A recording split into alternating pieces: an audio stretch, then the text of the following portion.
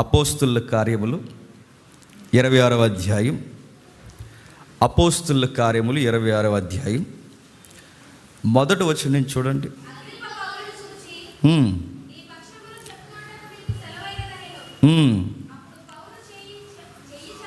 26వ అధ్యాయం మొదటి వచనమేనా? చదువు. నీ పక్షమున చెప్పుకుంటకు నీకు సెలవైనది అనిను.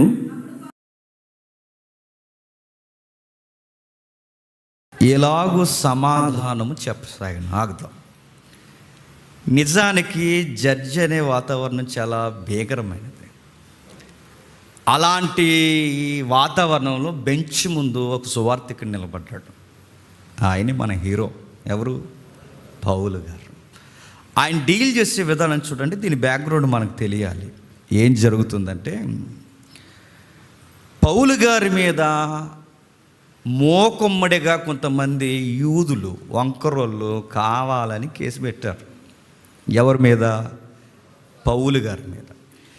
ఈ కేసు ఎప్పుడైతే పెట్టాడో ఈ కేసు చాలా రోజుకి సినిగి గాలివాన్ అయిపోయింది. ఎందుకు ఆ కేసు పెట్టారంటే కేవలం యేసు ప్రభువుని ప్రకటిస్తున్నాడని పెట్టారు.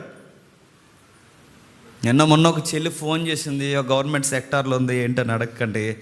ఫోన్ చేసింది, ఉన్నతమైన స్థితిలో తను ఉద్యోగం కొట్టింది. అన్న నేను వెళ్తున్నాను, నేనున్నాను, నన్ను ఇంటర్వ్యూ చేస్తున్నప్పుడు నన్ను ఏంటి నీ యొక్క రిలీజన్ ఏంటని అడిగినప్పుడు నేను క్రిస్టియన్ని, పాస్టర్ గారు అమ్మాయినని చెప్పానన్న. ఇంకా ఆ రోజు నుంచి నన్ను ఏడిపించేస్తున్నారా? మొత్తోన్మాదం పెద్దరెక్కలా ముసుకేసుకుని కూర్చుందన్న, నన్ను ఏడిపిస్తున్నారన్న. నాకు ఉద్యోగం ఏం చేయాలి అర్థం. నాకు 2 నెలలు అయింది, నాకు హెవీ వర్క్ చెప్పేస్తున్నారు, నాకు ఏమైపోవాలో తెలియట్లేదంటే నేను ఒకటి అన్నాను, ఈరోజు నువ్వు పడుతున్నావు, పడు, అనుభవాలు అనుభవించు, ఎవరెవరు ఏ ఇబ్బందులు ఎలా పడుతున్నారో అనుభవించు. ఒకరోజు నీ వెనకాల జూనియర్స్ వస్తారు, నువ్వు సీనియర్గా వాళ్ళకి నువ్వు ధైర్యం చెప్పాలి. అందుకే నేను పంపించాడమ్మా అని చెప్పాను. నేను క్రిస్టియన్ చెప్పుకుంటే ఏడిపిస్తున్నారని ఉద్యోగమే తీసేస్తాను, అంత లేదు అని చెప్పాను నేను. అంత లేదు. మన విశ్వాసమును బట్టి ఉద్యోగం తీసేస్తా అంటే నేను అడుగుతున్నాను, అది లేదు, లా ఒప్పుకోదు.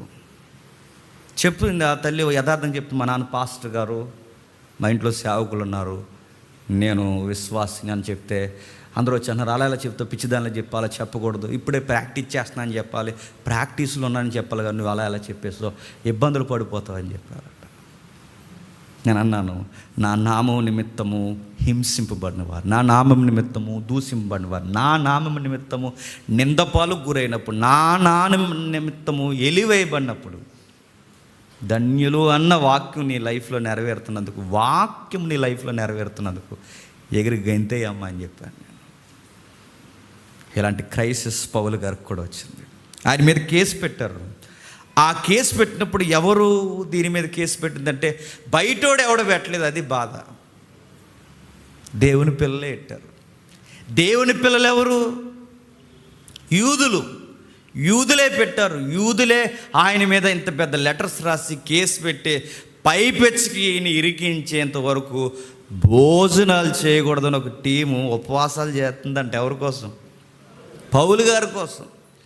ఆ కేసు ఎప్పుడో పెట్టారు. నెలలు దాటేస్తుంది, సంవత్సరం దాటేస్తుంది, తీర్పు తీర్చరు, కేసు ముదురుతుంది.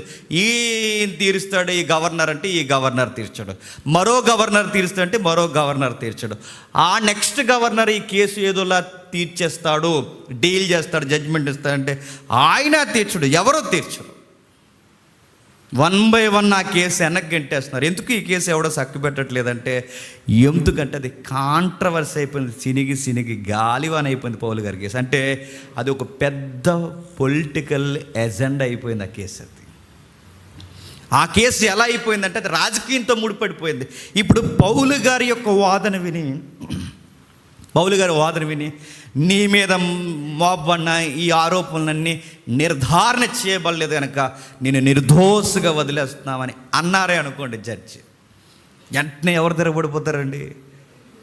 యూద జనాంగం అంతా తిరగబడిపోతారు. ఎలా ఇస్తారు సార్ జడ్జిమెంట్? అది ఇష్టం వచ్చిన జడ్జిమెంట్ ఇచ్చేస్తే ఇతను నిర్దోషిగా మీరు ప్రకటన చేస్తే ఎలా మేము ఊరుకోమంటారు? వెంటనే తిరగబడతారు. ఇప్పుడు వీళ్ళు తిరగబడితే ఒకేసారి కొన్ని 100 మంది తిరగబడితే గవర్నమెంట్కి ఏమవుద్ది? ప్రాబ్లం అవుద్ది, గవర్నమెంట్కి ఏమవుద్ది, ఇబ్బంది కలుగుద్ది. ఇప్పుడు గవర్నమెంట్కి ఇబ్బంది కలగకూడదంటే ఆఫీసర్లు ఏం చేస్తారంటే ఈ కేసు 1 by 1 పక్కకు దోసి వెనకాల వచ్చినోడు చూస్తాడని పక్కకు పెట్టేశారు. రీఓపెనింగ్ చేసేవాడు ఎవరు లేడు. రీఓపెన్ చేయాలి, ఆ ఫైల్ పక్కకు దోసేశారు. ఆయన జైల్లో పెట్టేశారు. జైల్లో ఉన్నాడు ఆయన. ఆ జైలు ఎలా ఉంటుంది? నేను ఎప్పుడో చెప్పాను, ఎలా ఉంటుంది ఆ జైలు? మనకులాగా 7 రోజుల జైలు కాదు అది. ఎలా ఉంటుంది జైలు? అది ఎలా ఉంటుంది తెలుసా? ఒక రాతిని ఇలా తవ్వేస్తారు, లోపలికి తవ్వుతారు. లోపలికి రాతి కొనలు లోపలికి తవ్వేసిన తర్వాత లాజరు సమాధులు ఉన్నాయిగా, యేసుప్రభు వారు పెట్టిన సమాధులు ఎలా ఉన్నాయో అలాగే ఈ రాతిని తవ్వుతారు. కాకపోతే వీళ్ళకి ఫ్రంట్ డోర్ ఉంటుంది సమాధికి. ఈ జైల్స్కి కొన్ని పౌలు గారు లాంటి వారిని పెట్టిన జైలుకి పైన ఒక కన్నం పెడతారు. ఆ కన్నం పెట్టి ఏం చేస్తారు, ఇంచుమించు కొన్ని అడుగుల లోతుకి పడేస్తారు. అక్కడ వరకు, ఎందుకంటే మీరు గూగుల్లో చూడండి, ఇంటికి వెళ్ళిన తర్వాత యోసేపుని అరెస్ట్ చేసిన జైలు చూడండి, నిద్ర రాదు రాత్రి. మీకు మళ్ళీ చెప్తున్నాను, అలా ఉంటుంది జైలు. అది ఎక్కడో లోపల అండర్ గ్రౌండ్లో పడేస్తారు. ఆ లోపల పడేసిన తర్వాత ఖైదీని అలా వదిలేస్తారు. ఆ కేసులు తేలని కేసు పెడతారు. పైగా చీకటి ఎక్కువ ఉంటుంది ఆ జైల్లో. చీకటి ఉన్న జైల్లో కొంతమంది ఖైదీలను ఎందుకు పడేస్తారంటే వాడి యాక్టివ్గా ఉండే మైండ్ డల్ అయిపోతుంది. మీరు కూడా ఎక్కువ బయటికి రాకుండా గదిలోనే అలాగ ఉండండి, డల్ అయిపోతుంది మైండ్, తగ్గిపోతాం, నీరసించిపోతాం, తెల్లగా పాలిపోతాం, నల్లగా ఉన్న వాళ్ళు తెల్లగైపోతాం, మైండ్ అంతా నల్లగైపోతుంది. అంతే యాక్టివ్గా ఉండడం, అలాగుంటే. అందుకే చీకటి గదులు ఎందుకు పడేస్తారంటే వీడి యొక్క నేర ప్రవృత్తి, ఆ యాక్టివ్నెస్ తగ్గిపోవాలి. పౌలు గారిని అలాంటి జైల్లో పడేశారు. నేర ప్రవృత్తి కాదు, నేరస్తులుగా క్రియేట్ చేశారు, పడేశారు. లోపల పేతుర్లు అంటే ఇలాంటి వారిని పడేస్తే ఆ జైలు ఎలా ఉంటుందంటే లోపల అప్పటికే ముందు పడేసిన ఖైదీలు ఉంటారుగా, ఆ ముందు పడేసిన ఖైదీలు ఎవరైతే ఉన్నారో ఆ లోపల అలా చచ్చిపోతారు. వాళ్ళకి సరైన వసతులు లేక. చనిపోయిన శవాన్ని తీసి బయటపడేవారు. ఆ శవాన్ని అలాగే వండేస్తారు. ఆ శవం లోపల అలా కులిపోద్ది. మనం చనిపోయిన తర్వాత మన బాడీకి దరిద్రం ఉంటుంది. ఎన్ని స్ప్రేలు కొట్టినా ఆ బాడీకి ఉండే దరిద్రం ఏంటి చెప్పిన, పెద్ద పురుగు పుడుతుంది, తెల్ల పురుగు, బద్ది పురుగు అంటారు దాన్ని. ఇలా సాగుద్ది అది, ఇలాగా అలాంటి పురుగు పడుతుంది. ఆ పురుగు మాంసం తినేకొద్ది పెద్ద అయిపోతుంది. పచ్చి రొయ్యలు ఉంటాయి చూసారా, టైగర్ రైస్, అంత రొయ్యలు అలా మాదిరి అవుతాయి, మనిషిని తినేసి అంత పెద్ద అవుతాయి. ఈ పురుగుల మధ్య అలాగా నీరి చిత్తడి చీకటి సెల్లు ఉండిపోయినప్పుడు జలగలు శమాయింపుకు పుట్టేస్తాయి. జలగలు, పురుగులు, శవాలు అలాంటి కొంపు మధ్య పడేశారండి ఎవరిని. కేసు వాయిదాల మీద వాయిదాలు వేస్తున్నారు. ఎవడ చెక్కపెట్టలేదు, పక్కోడు దోషం. ఎందుకంటే ఇప్పుడు ఈ కేసు ఎవడ కదిపినా ఇలా పదవికే అసలు వస్తుంది. ఇప్పుడు ఇటు యూదులు తిరగబడిపోతారు. లేదు, ఒకవేళ యూదులు తిరగబడతారని ఒకవేళ డేర్గా డిసిషన్ తీసుకుంటే మరొకరు తిరగబడతారు. యూదులను మెప్పించడానికి ఇదిగా అయ్యా హాల్ పెట్టిన కేసుల మీద నీకు శిక్ష చేస్తున్నావంటే ఆయనకి మరొక ప్రాబ్లం ఉంది లీగల్గా. ఆ లీగాలిటీ ఉన్న ప్రాబ్లం ఏంటంటే ఆయనకు రోమ పౌరసత్వం ఉంది. ఎవరికి? పౌలు గారికి. ఇప్పుడు రోమ్ సిటిజన్షిప్ ఉంది. ఇప్పుడు రోమీలకి ఒక రోమా పౌరసత్వం కలిగిన వాడికి ఇప్పుడు శిక్ష చేశారంటే రోమీలు ఊరుకోరు. ఇప్పుడు ఈయన కేసుని చక్కబెట్టి నీ మీద ఉన్న కేసు ఎత్తేస్తున్నామంటే ఎవరు ఊరుకోరు? యూదులు ఊరుకోరు. ఇప్పుడు రెండు జనాంగాలు ఈ ఒక్క వ్యక్తి కోసం. అందుకే ఈ కేసు పెద్ద పొలిటికల్ విషయం అయిపోయింది. ఏ కేసు? పౌలు గారిది. వాయిదాల మీద వాయిదాలు వేసి పక్క గెంటేస్తారు. ఈ టైంలో ఈ సరాసరి సినిగి కేసు ఎక్కడి వరకు వెళ్ళిందంటే చక్రవర్తి వరకు పోయింది. చక్రవర్తి ఇప్పుడు ఫైనల్ జడ్జిలో ఉన్నాడు. ఆ చక్రవర్తి ఎవరు? అగ్రిప్ప. ఆ అగ్రిప్ప దగ్గరికి వెళ్ళేసరికి ఇప్పుడు స్టార్ట్ అవుతుంది వాదోపవాదన. ఆ వాదోపవాదంలో ఇప్పుడు ఏం జరుగుతుందో మనం చదువుతున్నాం. ఇది బ్యాక్గ్రౌండ్. చదువుదాం ఒకసారి. అగ్రిప్ప రాజా, మొదటి వచనం, అగ్రిప్ప పౌలును చూసి నీ పక్షమును చెప్పుకుంటకు నీకు సెలవైనది. అప్పుడు పౌలు గారు చేయి చాపి ఇలాగూ సమాధానం చెప్పసాగను, తమ యూదులలో ఉండే సమస్తమైన ఆచారంలో. ఇప్పుడు జాగ్రత్తగా వినండి. ఫస్ట్ పాయింట్ నొక్కుదాం ఒకసారి. ఇప్పుడు జడ్జి గారు వెళ్ళిపోయారు కంటే ఆ యూలే వెళ్తున్నాం మనకు జాగ్రత్తగా. ఆయన ఉంటే అంత స్పీడ్గా చెప్పలేకపోతున్నాం, వెళ్ళిపోయారు కదా ధైర్యంగా చెప్తున్నా. వినండి ఏం జరుగుతుందో చూడండి. పౌలు గారు అంటున్నాడు, నీ పక్షమును వాదించుకోవాలి. మన మీదే కేసు నడుస్తుంది అనుకోండి, ఇండియన్ లా ప్రకారం ఏంటి చెప్పండి? డిఫెన్స్ ఇచ్చే లాయర్ ఉండాలి. ఎవరైతే ఇక్కడ క్రాస్ ఎగ్జామినేషన్ జరుగుతుందో అటు కంప్లైంట్ తరపున పీపీ ఉంటారు, ఇటు ముద్దాయి తరపున నేరారోపణ చేయబడిన నేరస్తుడు లేదా ముద్దాయి తరపున ఎవరో ఒక ప్రైవేట్ సెక్టార్లో ఉన్న ఎవరో ఒక అడ్వకేట్ ఉంటారు. అడ్వకేట్ వాదించాలి, లాయర్ వాదించకూడదు. ఎందుకంటే అడ్వకేట్ వేరు, లాయర్ వేరు. మనం రెండు ఒకటి అనుకుంటాం, అందుకే డబ్బులు ఎక్కువ తీసుకుంటారు కొంతమంది.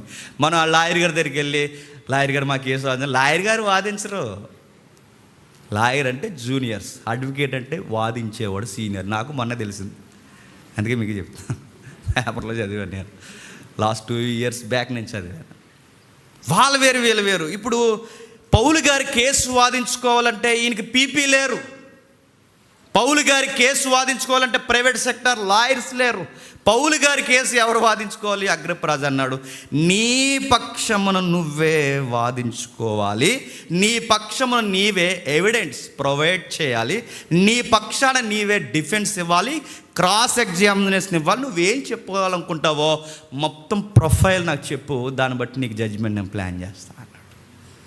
ఇప్పుడు ఆయన కేసు ఆయనే వాదించుకోవాలి. ఇప్పుడు ఒక సువార్థికుడిగా ఆయన పిలుచుకున్నాడు యేసుక్రీస్తు వారు. ఏమనంటే, నువ్వు రాజుల ఎదుటను అధికారుల ఎదుట నిలబెడతాను, ఆ రోజు నువ్వేం చేయాలంటే నా కోసం నువ్వు సాక్ష్యం చెప్పాలి. ఆ రోజు నువ్వు నా కోసం సాక్ష్యం చెప్పేలా అధికారులు ఎదురు నిలబడాలి. ఇప్పుడు పౌలు గారి పిలిపై ఏంటంటే అధికారులకు సువార్త చెప్పాలి. ఇప్పుడు అధికారులకు సువార్త చెప్పాలా, కేసు వాదించుకోవాలి? చెప్పాలి. అప్పుడు మనం ప్రార్థన చేస్తాం, బతుకుంటే ప్రభువా, బొలసాకు తిని బతుకుతాం, ప్రభువా ముందు ఇది ఎత్తే ప్రభువా. పౌలు గారి మీద వాదించుకునే అవకాశం ఆయనకి ఆలాలో ఉంది కనుక ఇప్పుడు ఆయన అవకాశం ఏంటంటే, ఒకటి నేను సువార్త చెప్పాలి, 2 నా యథార్థత ఏంటో నాకు నేనే బయటెట్టుకోవాలి. ఇందులో నేను చాలా సెన్సిటివ్గా ఉన్నాను, ఇందులో నేను చాలా చాలా సున్నితమైన వ్యక్తిని. వీళ్ళ పెట్టిన కేసు అన్యాయపు కేసు అని నన్ను నేనే ప్రూవ్ చేసుకోవాలి, నన్ను నేనే ఇప్పుడు డిఫెన్స్ ఇవ్వాలి. ఎందుకంటే ఇది ఈదుల్లో నిలబడాడే గొడవ కాదు, ఇది న్యాయస్థానంకి వచ్చేసింది. ఇది మీ ఎదుటి మేము చెప్పుకోవాలి. ఈదుల్లో గొడవాడితే ఎవడెండో చెప్పాల్సిన దగ్గర చెప్పాలి. నిలబడ్డాడు, మాట్లాడుతున్నాడు. ఇందాక సార్ మాట్లాడుతున్న పాయింట్ గుర్తుపెట్టుకోండి, పౌలు గారు ఫాలో అవుతున్నారు. చూడండి, ఎవరో పాస్టర్ గారంట, మరి ఎవరో మరి ఆయన, మీరు మిమ్మల్ని కలవాలనుకుంటున్నారు రండి అన్నారంట. ఎవరిని? జడ్జి. ఎంత బలిసిందండి మన వాళ్ళకి. జడ్జిని రండి అన్నారట. జడ్జిని రండి అంటారా? కోర్టుకెళ్ళి అంటారు, కోర్టుకెళ్ళి కూర్చోబెడతారు, రింగ్ టోన్ మోగిందంటే లోపల వేస్తారు. అలాంటి ఆయన నువ్వు రమ్మన్నావంటే, అదే ఆయన పాయింట్ అవుట్ చేశాడు. చూడండి, అధికారుల్ని గౌరవించాలని బైబిల్ చెప్తున్నప్పుడు అధికారుల్ని గౌరవించాలని ఇంకిత జ్ఞానం నీకు లేదని అన్నాడు ఆయన. క్రిస్టియానిటీలో ఉన్నది ఏంటో తెలుసా? మన ఆఫీసర్స్ ఎలాంటి వారైనా మనం హానర్ చేయాలి. భక్తి పేరుతో, ఆత్మీయ ఎక్స్ట్రీమ్ పేరుతో మనకు వచ్చే ముసుకేంటి చెప్పనా? మేము దేవునికి తప్ప, చెప్పండి, ఎవడికి తాళదించండి, మేసం మేళ చెప్తున్నారు. ఇది ఏంట్రా బాబు, ఇది భక్తి కాదు. ఇది భక్తి ఏంటో తెలుసా? ఆఫీసర్స్ని కూడా ఆనర్ చేయాలి.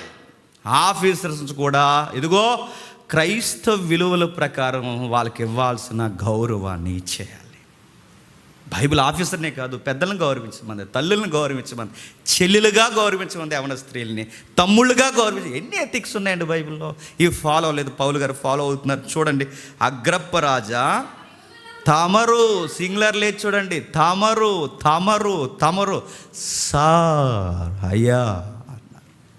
మనమైతే మనకు ఫ్రెండ్ అయిపోయాడు అనుకోండి, ఎడ్రా అంటాము.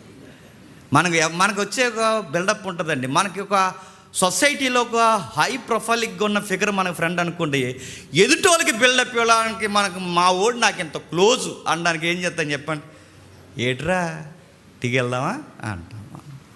అయ్యే వద్దు, గుర్తుపెట్టుకో, అవే వద్దు. బైబిల్ చెప్తుంది, తమరు యూదులలో ఉండి సమస్తమైన ఆచారమును వివాదములు విశేషముగా ఎరిగిన వారు గనుక యూదులు నా మీద మోపిన నేరములన్నిటి గూర్చి నేడు తన ఎదుట నేను సమాధానం చెప్పుకొనబోచున్నాను. నేను ధన్యుడని అనుకొనుచున్నాను. తాళమితో నా మనవి. తాళమంటే సార్ రిక్వెస్ట్ చేస్తున్నాను సార్, ప్లీజ్ సార్. ఎంత ఆనర్ చేస్తున్నారు చూడండి. తాళిమితో పైగా మీరు నాలెడ్జ్ ఉన్న జడ్జి గారని నేను గెస్ చేస్తున్నాను. ఒక జడ్జిమెంట్ ఎప్పుడు బాగా వస్తుంది చెప్పనా? ఒక జడ్జిమెంట్ ఎప్పుడు బాగా వస్తుందంటే, నేను మళ్ళీ చెప్తున్నాను, అన్ని విషయాలు జడ్జికి అవగాహన ఉండాలండి. ఏదో ఒక ఫీలింగ్తో ఏదో ఒక సెంటిమెంట్తో వీళ్ళ అమాయకంగా కనబడుతున్నారు, వీళ్ళు కొంచెం కఠినంగా కనబడుతుంది. కొన్ని మొక్కలు కఠినంగా ఉంటే మరి ఏం చేస్తాం? కొన్ని మొక్కలు కొంచెం వాళ్ళతో జర్నీ చేస్తే కానీ తెలియదు. కొన్ని మొక్కలు కఠినంగా ఉంటే ఇప్పుడు ఫీలింగ్ని బట్టి, సెంటిమెంట్ని బట్టి జడ్జిమెంట్లు ఇచ్చేస్తే ఏమవుద్దండి? నష్టపోతారు. లాలో ఒక పాయింట్ ఉందిగా, ఏమని? 100 మంది దోషులు తప్పించుకున్నా పర్లేదు కానీ ఒక నిర్దోషికి శిక్ష పడకూడదు. అందుకే లాను చాలా పర్టికులర్గా చూస్తారు జడ్జెస్. అందుకే పౌలు గారు కూడా ఎంత చాలా తెలివైనడండి మనిషి. పౌలు గారు ఎంత బాగా వాదిస్తున్నాడు చూడండి. అయ్యా, ఆచారాలు తెలుసు, మా వివాదాలు తెలుసు, విశేషముగా తెలుసు. ఇప్పుడు మా ఆచారాలు, మా వివాదాలు తెలుసు గనకే కరెక్ట్ జడ్జి వచ్చాడని నేను అనుకుంటున్నాను. మా వివాదాలు ఏంటో, మా పాయింట్స్ మీకు తెలియలేనప్పుడు మీరు మా గొడవ మీకు అర్థమదే ఏటర్ పిచ్చి గొడవ అంటారు మీరు, అంతే కదండి. ఇప్పుడు గొడవ ఏంటో పూర్తిగా అర్థం చేసుకున్నప్పుడు, అంటే వీళ్ళకి ఎందుకు వివాదాలు ఉన్నాయి పాయింట్ తెలియాలి, వీళ్ళ ఆచారాలు ఏంటి పాయింట్ తెలియాలి, వీళ్ళ కల్చర్, యాటిట్యూడ్ ప్రతీదీ తెలియాలి. అప్పుడు జడ్జికి బాగా అర్థం. ఇది అర్థం చేసుకో. అందుకే చూడండి, వాళ్ళు ఇన్వాల్వ్ అయిపోతారు కేసులో. మనకు పేర్లు గుర్తుండో, వాళ్ళకి పేర్లతో సహా గుర్తుంటాయి, వాళ్ళకి ప్లేసులతో సహా గుర్తుంటాయి. ఏంటి ఇందాక పాయింట్లో తూర్పు దిక్కు అన్నప్పుడు దక్షిణ దిక్కు అంటావేంటి అంటారు. ఇదే ఆడ అన్నాడని మనకి గుర్తుండదు, ఆయన గుర్తుంటుంది. అన్నీ గుర్తిస్తారు. తూర్పు దిక్కులు ఏంటి, ఆ గుమ్మమా ఈ గుమ్మమా, అక్కడ ఎక్కడ, పేరేంటి, పంచాయతీ ఎక్కడ, అడిగిందే అడుగుతారు. నిజం అనుకోండి, నిద్రపోయిన వాళ్ళు లేపిన నిజం తూర్పు దిక్కేనండి అంటారు. అబద్ధం అనుకోండి, నిద్రపోయి లేపితే ఇలాగ గోక్కుని ముక్కులో ఏలెట్టుకుని చెప్పండి దక్షిణం అనుకుంటానండి అండి, తీసేయండి అర్జెంట్గా అంటాను, అడుగుతున్నాను. అందుకే వాళ్ళు చూడండి, అడిగిన పాయింట్ అడిగి డిఫెన్స్లో తీసుకొచ్చి, క్రాస్లోకి తీసుకొచ్చి, అడిగింది నిన్ను అడిగిందే వాడిని అడిగిందే నిన్ను అడిగి, ఇంతమంది 5 సాక్షులు ఒకే పాయింట్ ఒకడికొకడు తెలియకుండా ఎందుకు అడుగుతారంటే, నిజమైతే అందరూ ఒకటే చెప్తారు, అబద్ధమైతే 70 తప్పులు చెప్తారు. అబద్ధాలు 70 తప్పులు చెప్తారు, అక్కడ కేసులు పోతాయి. కేసుని అడుగుతున్న కేసు ఎలాగైనా ఇండియాలో కేసు ఎలాగైనా పెట్టచ్చండి, కానీ గుర్తుపెట్టుకోండి, తప్పుడు కేసులు నిలబడవు, దొరికేస్తారు. స్టోరీస్ క్రియేట్ చేస్తే దొరికేస్తారు, వాదనలు నిలబడవు. ఈదులు అయితే నోరేసుకుని గొడవ, ఆడు తప్పు ఈడు తప్పు. ఈదులో ఆడేచ్చు గొడవ, జడ్జి గారి ముందు గొడవాడు అంటే అయ్యగారు అటు తోలు తీసేస్తారు. అక్కడ ఎక్కువ ఏం అడుగుతున్నావు, నేను చెప్తున్నావు అని అడుగుతారు. అక్కడ నేను చూసాను అవన్నీ. నేను అడిగేది ఏంటి, నువ్వు చెప్పేదాడు. మరే కూటమి ఏమనుకుంటున్నావు, ఇది అనుకుంటున్నావా, గుడి అనుకుంటున్నావా, వాళ్ళు దగ్గర పెట్టుకుని చెప్పేది. నువ్వు సాక్ష్యం ఉండలేదు పోబాయిడికి చెబుతారు. ఇలా గుర్తుపెట్టుకో, తాళమితో వినవాలి సార్. మా విషయం అన్నీ మీకు తెలుసు సార్, మిమ్మల్ని గౌరవిస్తున్నాను. అగ్రిప్ప రాజా మొదటి పాయింట్ పొలైట్గా చెప్తున్నాడు, మర్యాదగా మాట్లాడుతున్నాడు. మన ఆత్మీయత అనే పేరుతో మర్యాద పోగొట్టకండి. అధికారుల దగ్గర వాళ్ళకి ఇవ్వాల్సిన మర్యాద ఇచ్చేయండి, వాళ్ళకి ఇచ్చేయండి. 2వ వచనంలో చెప్తున్నాడు, నువ్వు ఏవైతే చెప్పాలనుకున్నా కొంచెం ఓపికతో వింటే చెప్పేస్తాను సార్, చాలా స్పీడ్గా చెప్పేస్తాను సార్ అన్నాడు. నేను కూడా స్పీడ్గా చెప్పేస్తాను, వినేయండి. ఏం చెప్తున్నాడు సార్? నా ప్రొఫైల్ చెప్తాను సార్. 4వ వచనంలో మొదటి నుండి, యెరూషలేములో నా జనము మధ్య బాల్యము నుండి నేను బ్రతికిన బ్రతుకు ఎలాంటిదో యూదులందరూ ఎదుగురు, వారు మొదటి నుండి ఎరిగిన వారు గనక సాక్ష్యమిచ్చుటకు వారికి ఇష్టమైతే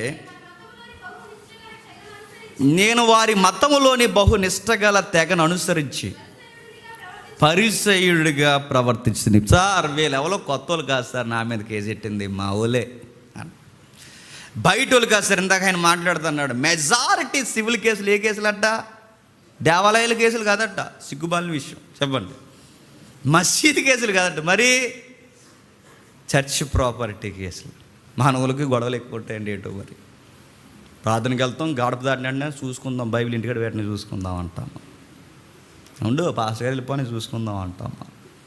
ఎన్ని గొడవలు చచ్చి అయిపోయి బతికిపోయావు అనుకున్నావు అంటామా. ఎన్ని ఇస్తామో బిల్డప్లు. అందుకే మన వాళ్ళందరూ అక్కడ ఉంటారు.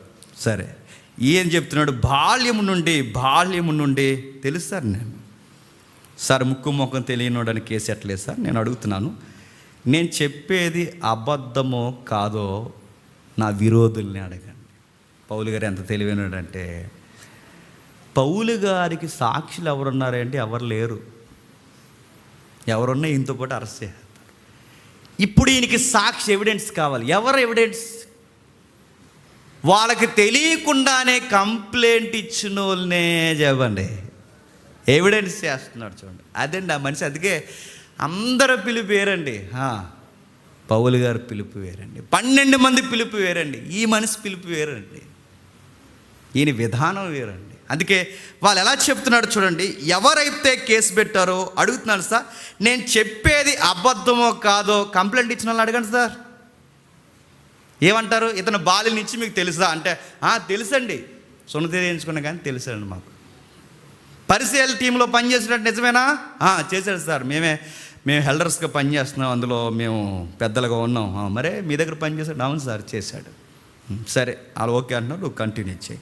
చెబుతున్నాడు నెక్స్ట్, నేను ఒకప్పుడు ఎలా ఉండేవాడిని అంటే సార్ చెప్తున్నాడు 5వ వచనంలో, మొదటి నుండి నన్ను ఎరిగిన వారు కనుక సాక్ష్యం ఇచ్చిన వారికి ఇష్టమైతే నేను మన మతంలో బహునిష్ట గల తెగను అనుసరించి పరిసైడ్గా ప్రవర్తించి చెప్పగలరు. ఇప్పుడైతే దేవుడు మన పితరులకు చేసిన వాగ్దాన విషయమై నిరీక్షణ గురించి నేను విమర్శింపబడుటకు నిలిచి ఉన్నాను. ఒక మాట అడుగుతున్నాడు చూడండి. ఒకప్పుడు నన్ను నెత్తిమే పెట్టుకున్నారు సార్ ఈ బ్యాచ్ అంతా. శపన కొడితే శబాస్ రా సౌలు ఉండాలిరా నీలాంటాడు మన మతానికి అన్నారు సార్. వీళ్ళు ఆ స్త్రీలను ఇంటెంటాజ్ వచ్చి వాళ్ళని ఈడ్చుకుని వెళ్ళిపోతుంటే అసలు నీలాంటి గుండె కావాలరా మన సమాజానికి అన్నారు. ఆడవాళ్ళనైనా మగవాళ్ళనైనా ఒకలాగా డీల్ చేస్తావరా, అసలు నువ్వురా మతం కోసం పుట్టావరు, నువ్వు మామూలుడు కాదరా, నువ్వు ఉండాలిరా అన్నారు. ఎవరిని? పౌలు గారు. పొగుడారు, అదన్నారు, ఇదన్నారు, అలా చెప్పారు, ఇలా చెప్పారు, నెత్తిన పెట్టుకుని ఊరేగారు, గొప్ప మాటలు చెప్పారు. ఇప్పుడు అదే నోర్లు అయ్యా ఒకప్పుడు పొగుడినోళ్ళు వెళ్ళే, ఇప్పుడు నా మీద కేసు పెట్టిన వాళ్ళు వెళ్ళే. ఎందుకు కేసు పెట్టారు ఇప్పుడు చెప్తున్నాను. మాకు ఆస్తి గొడవలు ఏమీ లేవు సార్. యేసుప్రభుని నమ్ముకున్న తర్వాత అన్నీ వదిలేసి తిరుగుతున్నాను నేను. మాకు ఆస్తి గొడవలు కానీ, ఈ ఎకరాల గొడవలు కానీ, మాకు అసలు ఇలాంటి ప్రాబ్లమ్స్, అసలు ప్రాపర్టీ విషయాలు కాదు సార్. అసలు ప్రాబ్లం ఎక్కడ వచ్చిందంటే, దేవుడిచ్చిన ఒక ప్రాపర్టీ ఉంది, దేవుడిచ్చిన ఒక ఆస్తి ఉంది, ఆస్తి వాగ్దానంగా ఉంది. ఆ ఆస్తి కొరకు మా పితరుడు అబ్రహాం ఎదురు చూశాడు, మా పితరుడు ఇస్సాకు ఎదురు చూశాడు, మా పితరుడు యాకోబు ఎదురు చూశాడు, మోసే, ప్రవక్తలు అందరూ ఎదురు చూశారు. ఆ ఆస్తి ఏదో కాదు సార్, వాగ్దానం. ఆ వాగ్దానంలో ఉన్న ఆస్తి ఏంటంటే మెస్సయ్య వస్తాడు, అదే ఆస్తి. మెస్సయ్య వస్తాడని ఏ నిరీక్షణ కొరకైతే వీళ్ళు ఎదురు చూశారో, ఏ నిరీక్షణ ప్రకటించుకుంటూ అబ్రహాం తిరిగారో, ఆ నిరీక్షణ కొరకే నేను ప్రకటిస్తున్నాను. ఆ నిరీక్షణ కొరకు ఇంకా ప్రకటించకండి, ఆయన వచ్చేసాడు, ఇంకా ఎదురు చూడాల్సిన అవసరం కాదు. ఆ నిరీక్షణ ఎవరో కాదు, ఆ మెస్సయ్య ఎవరో కాదు, నజరేతులో పుట్టిన యేసుడని చెప్పాను సార్. అక్కడ వచ్చింది సార్ మా గొడవ అన్నాడు. నా మాటలు అర్థమవుతున్నాయా? కేసులో ఆయనేంటో చెప్పేస్తున్నాడు. చెప్పండి నెక్స్ట్ కేసు ఏంటో కూడా చెప్పారు. అదండి ఆ మేధశక్తి ఉండాలండి. 10వ తరగతి పాస్ అయిపోయిన వెంటనే మేము సేవకు వచ్చేస్తున్నాం అంటే ఏం చేస్తావు? కరోనాలో పాస్ అయిపోయావా? ఏం చేస్తావు అడుగుతున్నాను, ఏం చేస్తావు? ఇప్పుడున్న విశ్వాసులు మనకన్నా తెలివైన వాళ్ళండి. ఇప్పుడు మనకన్నా తెలివైన వాళ్ళు, ఇంత వంకరోళ్ళకి తెలివైన వాళ్ళకి వాక్యం చెప్పాలంటే చదువుకోవద్దండి. ఇలాంటి వ్యక్తులకి ఈ సొసైటీకి రోజు రోజుకు కొత్త పంతులు దొక్కుతున్న ఈ సొసైటీకి వాక్యం చెప్పాలి అంటే ఒక థియలాజికల్ స్టడీ వద్దండి. ఈ సొసైటీలో ఉన్న హిస్టరీ మనకు తెలియవద్దండి. సొసైటీ ఎలా ఉందో, ఈ పాయింట్ ఆఫ్ లా ఏంటో మనకి ఇవేం తెలియకుండా మనం తగునమ్మా అని తయారైతే అడుగుతున్నాను, ఏం చేస్తావు యేసుక్రీస్తు వారిని వచ్చి? ఇలాంటి డిఫెన్స్ ఎదుర్కోగలవా? పౌలు ఎదుర్కొంటున్నాడు. బాగా చదువుకున్న అబ్బాయి అండి ఆయన. యూనివర్సిటీలో గమలి అనే ప్రొఫెసర్ ఉంటే ఆ సార్ దగ్గర నెంబర్ 1 స్టూడెంట్ ఎవరో తెలుసా? పౌలు గారు. ఆ ప్రొఫైల్ ఉంది ఆయనకి. ఆయన అంటున్నాడు, నేను చెప్తున్నాను సార్ ప్రాబ్లం మాకు వాళ్ళకి గొడవ ఎక్కడ వచ్చిందంటే, ఏ పితరులు ఎడతెగకు ఎదురు చూస్తారో 12 గోత్రంలో ఎడతెగ దివారాత్రులు దేవుని సేవించుచు ఆ వాగ్దానం పొందని నిరీక్షించున్నాడు. ఓ రాజా, ఈ నిరీక్షణ విషయమై యూదులు నా మీద నేరము మోపి ఉన్నారు. ఏటట అసలు గొడవ ఎక్కడొచ్చిందంటే ఆస్తుల గొడవ కాదు సార్, మరి నిరీక్షణ కోసం గొడవ సార్. నేను మాట్లాడుతున్నాను సార్, అసలు వీళ్ళకి మైండ్స్ పనిచేస్తే లాజిక్ అనేది రీజనబుల్ లాజిక్ ఉంటే ఒక మాట అడుగుతున్నాను సార్, వీళ్ళ నన్ను పాయింట్అవుట్ చేస్తున్నారుగా నిరీక్షణ కోసం చెప్తున్నాను అన్నప్పుడు, అసలు అరెస్ట్ అనే తప్పు నా మీద ఎత్తాలి అంటే అసలు ముందు ఎవరిని తప్పు పట్టాలో తెలుసా? అబ్రహామును తప్పు పట్టాలి, ఇస్సాకును తప్పు పట్టాలి, యాకోబును తప్పు పట్టాలి, పితరులను తప్పు పట్టాలి. పితరులు చెప్పిన నిరీక్షణ గొప్పదన్నారు, అదే నిరీక్షణ కొరకు ఇప్పుడు నేను చెప్తుంటే నన్ను తప్పు అంటున్నారు. నేను తప్పు అయితే వాళ్ళు తప్పు అవ్వాలి, వాళ్ళ తప్పు అయితే నేను తప్పు అవ్వాలి. వాళ్ళు రైట్ అయినప్పుడు నేను చెప్తున్న రైటు. ఏమంటారో లా పాయింట్ అడేసాడు జడ్జి మైండ్లో పడిపోయింది. అప్పుడు పాయింట్స్ మార్కులు వేస్తారు తెలుసా జడ్జిమెంట్లో. ఎలా నిలబడుతున్నాడు, ఇలా నిలబడకూడదు. అక్కడికి వెళ్ళి ఈ కప్స్ ఉంటాయా, ఈ కప్స్ బిగించేసుకోవాలి ఇలా నీట్గా. అక్కడ ఒక యాటిట్యూడ్ ఉంటుంది. ఇలా వందనాలు వచ్చాక వందనాలు అనకూడదు, అక్కడ మళ్ళీ అదో గొడవ, అదో కాదు. వందనాలు జడ్జి గారు అన్నారంటే అయిపోయాం. కానీ అప్పుడు చక్కగా వెళ్ళి నిలబడతారు. చక్కగా ఒక పద్ధతి, నీ 2 కాళ్ళు స్ట్రైట్ ఉండాలి. ఈ యాటిట్యూడ్కి కూడా మార్కులు ఉంటాయి. వీడు ఎలా ఉంటున్నాడు, ఏంటి వీడి చూపులు ఎక్కడ ఉంటున్నాయి, రెక్లెస్గా నిలబడుతున్నాడు, ఇవన్నీ గమనిస్తారండి. అవన్నీ పాయింట్స్ మెయింటైన్ చేస్తున్నాడు పౌలు గారు. మెయింటైన్ చేస్తూ ఆయన అంటున్నాడు, ఇదిగో అయ్యా నేను ఒక మాట అడుగుతున్నాను అయ్యా, ఒక పాయింట్ మీరు గుర్తుపట్టండి. మీకు లా తెలుసు అంటే మా ఆచారాలు ఏంటో తెలుసు, మా పితరులు అంటే ఏంటో తెలుసు, మా వివాదాలు అంటే తెలుసు, మాలో ఉన్న మౌలికమైన మూలాలన్నీ మీకు తెలుసు కనుక మీకు చెప్తున్నాను. అబ్రహాం గారు మీకు తెలుసు కనుక చెప్తున్నాను. అసలు ఈ పాయింట్లో నన్ను తప్పుపడితే ముందు ఎవరిని తప్పు పట్టాలి సార్ చెప్పండి సార్? అబ్రహాం గారు రైట్ అయితే లా ప్రకారం చెప్పండి, నేను కూడా రైటే కదా సార్. బాగుంది, కంటిన్యూ అన్నాడు. ఎవరు చూపించుంటాడు, నాకు తెలుసు లుక్ ఇచ్చుంటాడు ఎవరు. పాయింట్ బాగుంది. నెక్స్ట్ పాయింట్కి వెళ్దాం ఒకసారి. నెక్స్ట్ ఏం జరుగుతుందో చూడండి. 8వ వచనంలో, దేవుడు మృతులను లేపునన్న సంగతి నమ్మదగినదని మీరు ఎలా ఎంచుచున్నారు? నజరేయుడైన యేసు నామమున విరోధముగా అనేక కార్యములు చేయవలనని నేను అనుకొట్ని. ఏమని చెప్తున్నాడు చూడండి, ఒక మంచి మాట అన్నాడు చూడండి. మృతులను దేవుడు లేపుతాడన్న సంగతి నిజమని నమ్ముచున్నారు, ఎంచుచున్నారు, అవునా కాదా అన్నాడు. చాలా తెలివైనడు అండి. ఈయన మీద కేసులు పెట్టిన వాళ్ళు 2 వర్గాలు పెట్టారు. ఒకరు పరిసయ్యులు, సద్దుకాయలు. పరిసయ్యులు పునరుద్ధానం ఉందని నమ్ముతారు. సద్దుకాయలు పునరుద్ధానం లేదు, ఏమీ లేదు, వ్యవహారం అంతా ఎక్కడ ఉందంటారు. ఎవరు? సద్దుకాయలు. నా మాట అర్థమవుతుందా? దేవదూత లేదు, దేవుడు, పరలోకం ఇవన్నీ కాదు. అంతా ఏమైందంటే ఇక ఆత్మల ఉనికి ఏమీ లేదు, పునరుద్ధానం లేదు, అంతా ఇదే. ఇదిగో ఇప్పుడు కాస్త గుప్పుడు మెతుకులు తినండి, కాస్తంత ఆనందంగా బతకండి, చచ్చిపోయిన తర్వాత నరకం, పరలోకం ఇలాంటి జడ్జిమెంట్లు ఏమీ లేవు, ఉన్న జీవితం ఇదే. ఈ 60 ఏళ్ళ జీవితం తర్వాత ఇంకోటి లేదు. ఉనికి లేదని నమ్మేది ఎవరు? సద్దుకాయలు. ఉనికి ఉందని నమ్మేది ఎవరు? పరిసయ్యులు. ఇప్పుడు వీళ్ళిద్దరి మధ్య ఒక పాయింట్ పడేశాడు పౌలు గారు. పునరుద్ధానం ఉందని నమ్ముతారని నమ్మరంటే వీళ్ళిద్దరూ కలిసి కేసు పెట్టారు. ఎవరి మీద? పౌలు గారి మీద. ఇప్పుడు వీళ్ళిద్దరు వింటుండగా, జడ్జి గారు వింటుండగా, అసలు పునరుద్ధానం ఉందని నమ్ముతున్నాం కాదు సార్ అంటే ఇప్పుడు పాయింట్ మధ్యలో అసలు ఇప్పుడు ఇద్దరు గొడవ చేస్తుంది. ఎవరిద్దరికి? ఉండవు పౌలు ఒకసారి ఆగండి ముందు మనం మాట్లాడుకుంది. ఏంటి అసలు దీని గొడవ ఏంటి అంట. నా మాట అర్థమవుతుందా? ఇప్పుడు పౌలు గారిని పాయింట్అవుట్ చేయాలంటే ఇది కావాలని చూడండి, శత్రువుని ఎలా బలహీనపరుస్తున్నాడు. తెలివైనడండి. ముందు వాళ్ళ మధ్య కావాలని కిరికిరి పెట్టాడు. ఆ కిరికిరి ఏంటి తెలుసా? అసలు పునరుద్ధానం గురించి మీరు ఏమంటారంటే పరిసలు అందరూ ఉందంటాం అన్నారు. వీళ్ళలా చూశారు. ముందు కేసు అవని అన్నారు. లేదు పునరుద్ధానం ఉందన్నారు. ఆగండ్రా, కేసు అవని ఉందే, పునరుద్ధానం ఉందన్నారు. నీడిగా ఆగలేదు. లేదురా ఉందరా, లేదురా. ఇప్పుడు బాగానండి, ఈ శత్రువు సాక్ష్యాల్లోనే ప్రత్యేకించి ఒక టీం తెలియకుండానే ఎవరి వైపుకి వచ్చేసింది చెప్పండి. అది పౌలు అంటే, గుర్తుపెట్టుకో. అది పౌలు అంటే. ఇప్పుడు శత్రువుల్నే, విరోధుల్నే తనకు తెలియకుండా సాక్షిగా తిప్పేసుకున్నాడు.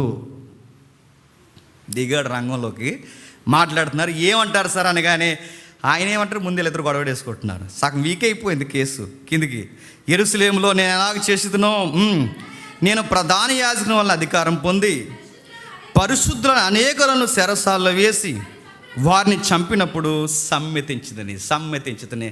పౌలు గారి లైఫ్లో ప్రతిసారి ఎవరిని జ్ఞాపకం చేసుకుంటాడు చెప్పనా? స్టెఫెన్ జ్ఞాపకం చేసుకుంటాడు. అనవసరంగా మత ముసుగులు ఆ కుర్రను చంపేస్తాడు. అనవసరంగా ప్రేయర్ చేసినప్పుడు స్టెఫెన్ గుర్తొస్తాడండి. చివరికి కోర్టులో నిలబడి వాదిస్తున్నప్పుడు కూడా ఆ నీతిమంతుడైన స్టెఫెను కేకలు ఇంకా గుర్తొస్తున్నాయి.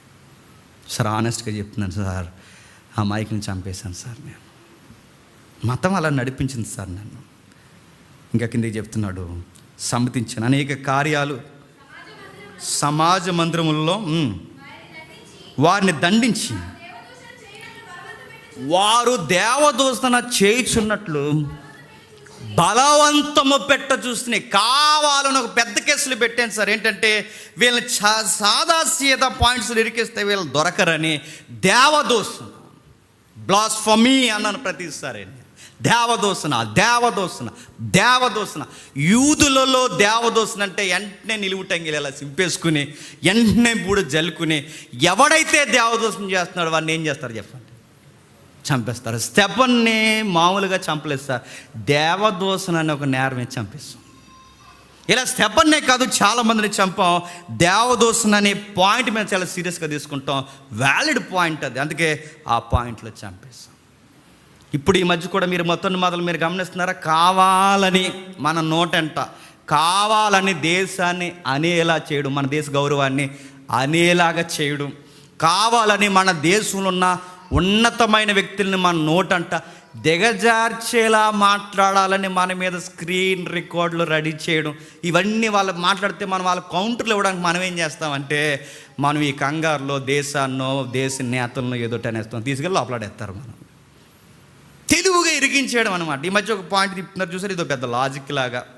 ఎక్కడో ఢిల్లీలో నేను ఒక పాయింట్ చెప్పాను, ఒక మెసేజ్ చెప్పాను. ఢిల్లీలో చెప్పిన మెసేజ్ ఏంటంటే, ఈ ఎథెన్స్ పట్టణంలో పౌలు గారు ఇచ్చిన ఆ మెసేజ్కి, ఎథెన్స్ గ్రీకు రాజధాని, ఎలా అవాక్ అయిపోయింది ఆ మెసేజ్ చెబుతూ అబ్దుల్ కలాం గారిది ఒక పాయింట్ చెప్పాను నేను. అది కట్ చేశారండి ఈ బత్తాయిలు అందరూ. మరి మనం బత్తాయిలు అని అనకూడదు కదండి, అంటే మనల్ని గొర్రెలు అంటున్నారు, కొండ గొర్రెలు. మనం అనకూడదు కానీ మనకు బైబిల్లో పర్మిషన్ ఇవ్వలేదు కానండి. మేము గొర్రెలు అయితే మీరెవరు మరి అనకూడదు. మరి ఇంకా మేము గొర్రెలు అయితే మరి మీకు ఒకటి ఉందిగా, ఒక యానిమల్ ఉందిగా, మీకు పేడ ఉందిగా, దాని టాయిలెట్ తాగుతారుగా. మేమంటే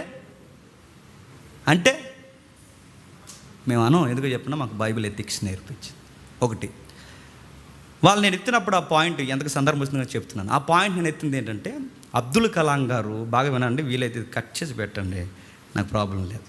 అబ్దుల్ కలాం గారు ఆయన వర్ధంతి జరుగుతున్న టైంలోనూ జయంతి జరుగుతున్న టైంలో ఫేస్బుక్లో నేను చదివాను ఒక కంటెంట్, ఎప్పటికీ నా దగ్గర ఉంది అది.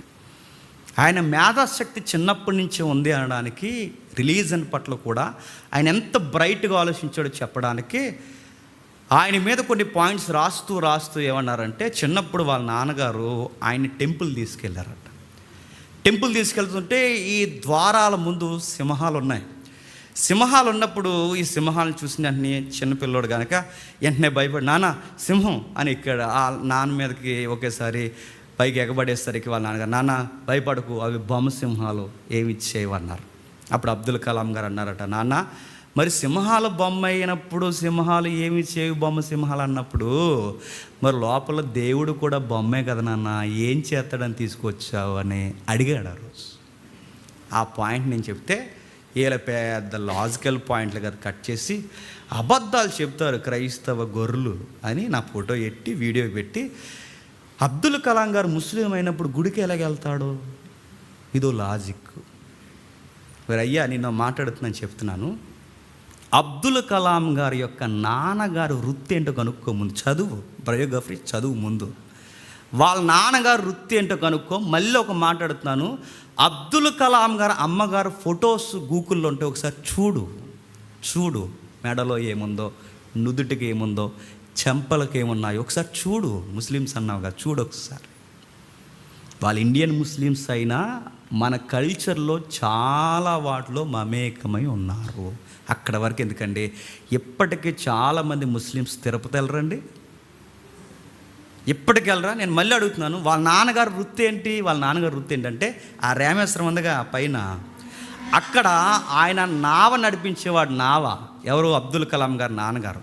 ఈ నావ నడిపిస్తున్నప్పుడు ఈ నావ అట్నుంచి నది నుంచి అటు, ఇటు నుంచి అటు నదిలో తిప్పుతూ ఈ హిందూ దేవాలయాల్ని యాత్రికులు చూపించడానికి గైడ్గా పనిచేసేవాడు ఎవరు? అబ్దుల్ కలాం గారు నాన్నగారు. అంటే అబ్దుల్ కలాం గారు నాన్నగారు హిందూ టెంపుల్కి లేదా ఈ వారధికి గైడ్గా పనిచేస్తున్నట్టు ఖచ్చితంగా ఆయన టెంపుల్కి వెళ్తాడా వెళ్ళడా చెప్పు. ఈ చదవరు. నెక్స్ట్, అప్పటికి ఆయనకి 5 ఏళ్ళు వచ్చేసరికి చనిపోయాడంటే 5 ఏళ్ళు కుర్రోడికి అడుగుతాడు, నీకు నాకు 5 సంవత్సరాలు తాగుతాం మనం. ఆయన తెలివైనడు కనుక అడుగుతాడు. ఆయన తెలివైనడు కనుక అడిగాడు, నీకు వీలైతే రా, నువ్వు కెమెరా పెట్టుకుని అడిగితే రా, నీకు మైక్ ఇస్తాం, మేము మైక్ తీసుకుంటాం, నువ్వు డిఫెన్స్ అయ్యి మేము డిఫెండ్ చేస్తాం, ట్రూత్ ఏంటో బయటికి చెబుతాం. వస్తావా? రావు. ఎటకారం చేస్తావు, అమ్మని తిట్టేస్తావు, భార్యను తిట్టేస్తావు, ఇంకా నా పిల్లల్ని తిట్టేస్తావు, అందరిని తిట్టేస్తావు. నీ గ్రంథం విలువలు నీకు నేర్పించలేదు, నా గ్రంథం విలువలు నాకు నేర్పించింది. నీ గ్రంథం కనీసం గౌరవం నీకు నేర్పించలేదు, నా గ్రంథం ఎదుటోడు ఎలాంటి వాడని గౌరవించమని నేర్పించింది. ఇప్పుడు చెప్తున్నాను, నీకు ఓపుకుంటే గూగుల్లో చదువు. ఎందుకంటే పుస్తకాలు ఎలా కొనవు కనుక గూగుల్లోనే ఫేస్బుక్లోనే ఉంటావు కనుక గూగుల్లో చదువు ఒకసారి. అబ్దుల్ కలాం గారు నాన్నగారు వృత్తి ఏంటి, అబ్దుల్ కలాం గారు మదర్ ఎలా ఉన్నారు, వీళ్ళు ఏ కల్చర్ ఫాలో అయ్యారు, వాళ్ళ బిలీఫ్ ముస్లిం అయినా వాళ్ళు ఏ కల్చర్లో వాళ్ళు నడిచారో ఒకసారి చదువు. అప్పుడు అర్థమవుద్ది ఆయన టెంపుల్కి వెళ్ళాడా వెళ్ళలేదా. ఓకే, వదిలేసేయండి. పౌలు గారు అంటున్నారు, దేవదోషణ అనే ఒక పాయింట్ మీద ఇరిగించేస్తాం. మన దేశంలో కూడా కావాలని మన నోటితో దేశాన్ని తిట్టించడం, కావాలని మన నోటితో దేశ అధినేతను తిట్టేలా మనం మాట్లాడితే చివరికి ప్రాబ్లం ఎక్కడ వస్తుంది చెప్పనండి? సువార్తకు ప్రాబ్లం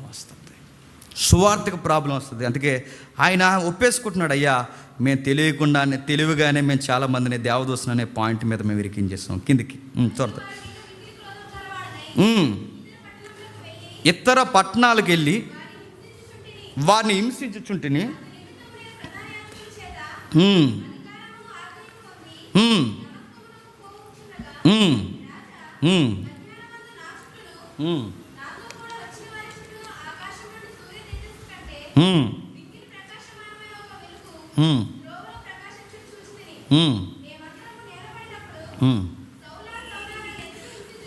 ఒక మాట చదువుతాను చూడండి, కిందికి అలా చదువుతూ వచ్చి మునుకొనలు అనే పదం ఉంటుంది చూడండి ఒకసారి. వచనం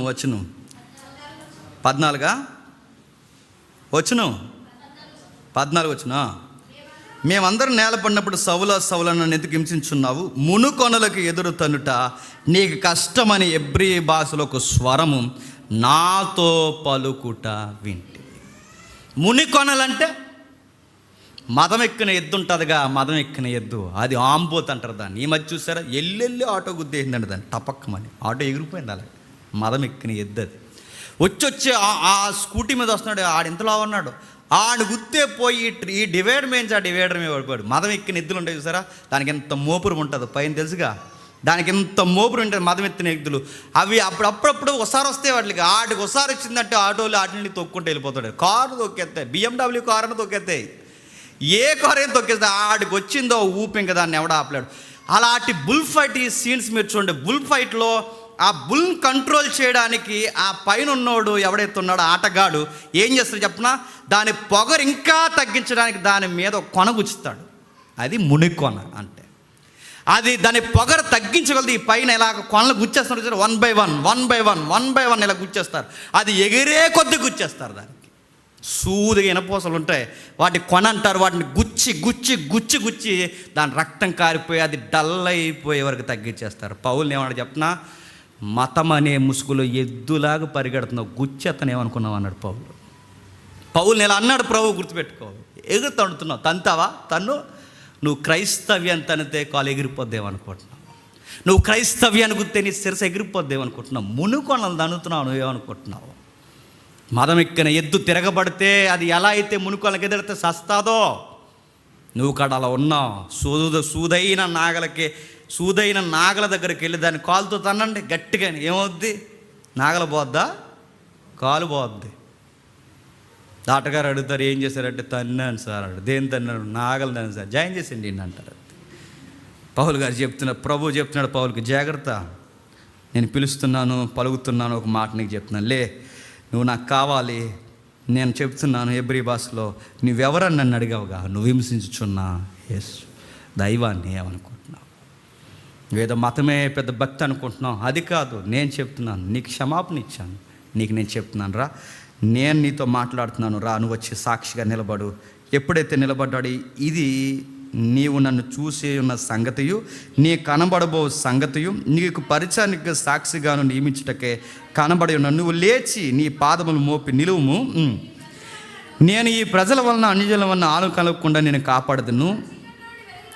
వారు చీకట్లో నుండి వెలుగులోనికి, సాతాను అధికారం నుండి దేవుని వైపుకి తిరిగి, ముగించేద్దాం. చూడండి, ఒకసారి చూడండి ఏం చెప్తున్నాడు చూడండి. మొత్తం చెప్పేస్తున్నాడు. ఆయన దర్శనం ఏంటో చెప్పేస్తున్నాడు, కేసు ఏంటో చెప్పేస్తున్నాడు, చిన్నప్పుడు గొడవలు చెప్పేస్తున్నాడు, పెద్దప్పుడు గొడవలు చెప్పేస్తున్నాడు, మొత్తం గొడవలు చెప్తున్నాడు. అంటే ఓ పక్క ఆయన గురించి చెప్పేస్తున్నాడు, మరో పక్క సువార్త చెప్తున్నాడు. అంటే ఈ లైఫ్ ఎవడని చెప్పినా సువార్తతోనే ఆయన లైఫ్ మిళితమై ఉండిపోయింది. అందుకే సువార్త చెప్తున్నప్పుడే టెస్ట్ మనీ కూడా వచ్చేస్తుంది. చూడండి, కేసు తేలిపోతుంది. చెప్పండి, సువార్త వచ్చేస్తుంది. చెప్తూ ఒక మాట అన్నాడు. ఇప్పుడు ఇంపార్టెంట్ మెసేజ్ నోట్ చేస్తున్నాడు. అయ్యా 3 పాయింట్స్ చెబుతున్నాను అయ్యా. ఆ 3 పాయింట్స్ ఏంటంటే, నా పిలుపు చీకట్లో నుంచి వెలుగులోనికి రప్పించాలి. నెక్స్ట్, సాతాను అధికారం నుంచి దేవుని వైపుకు రప్పించాలి. నెక్స్ట్, విశ్వాసము చేత పాప క్షమాపణ కలిగజేయాలి. నెక్స్ట్, కన్నులు తెరిచేలా చేయాలి. ఈ 4 పాయింట్స్ మెసేజ్కి కీలకమైనవి ఇవేనండి. ఒక మెసేజ్ ఇది అవసరమైన మెసేజా కాదనడానికి అదే మనం చూడాల్సిన పాయింట్స్. ఆ 4 పాయింట్స్ ఉన్నాయి చూడండి. ఆ 4 పాయింట్స్ ఏం చెప్తున్నాడు? 1, చీకట్లోంచి వెలుగులోకి రావాలి. 2, సాతాను అధికారం నుంచి దేవుని వైపు రావాలి. 3, పాప క్షమాపణ కోరుకోవాలి. 4, కన్నులు తెరబడాలి. ఇప్పుడు రివర్స్ చెప్తున్నాడు. చీకట్లో నుంచి వెలుగులోకి రావాలి అంటే ఏం చేయాలి? చీకట్లోంచి వెలుగులోకి రావాలి అంటే కిందకి చెప్తాడు, నజరేయుడైన యేసుని నమ్మాలి. అప్పుడు బ్రైట్నెస్ వస్తుంది సార్.